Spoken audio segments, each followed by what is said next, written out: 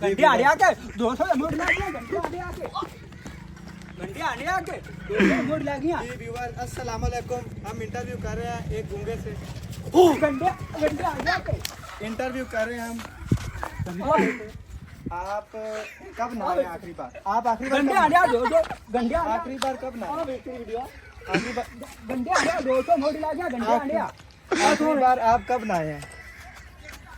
आखिरी बार आप कब नहाए? घंटे आने आके ਗਮੀ ਮੇਰੇ ਦੇ ਨਾਲ ਮੈਂ ਸਿੱਖ ਸਾਂ ਤੈਨੂੰ ਆਣਾ ਅੱਛਾ ਸੁਣਾ ਮੈਨੂੰ ਤੂੰ ਇਹ ਦੱਸ ਬਈ ਸ਼ੇਰ ਸੁਣਾ नहीं मैं उनके पास पूछना ਪੁੱਛ ਆ ਤੂੰ ਆਪਣਾ ਕਰ ਹਾਂ ਪੁੱਛ किताबा पढ़ा है कौन? पढ़ो कितनियां पढ़ा है?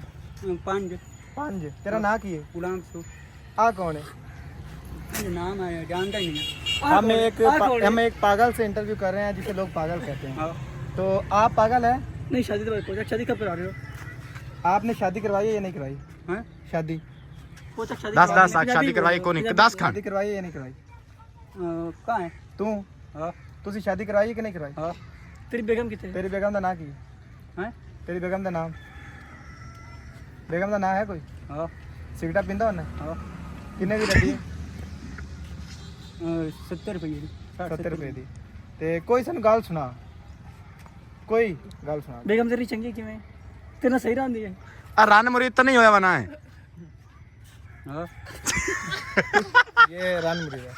अच्छा मैंने दास दे कोई गाल सुना दे, कोई चंगी बेहतरीन दे कोई स्टोरी।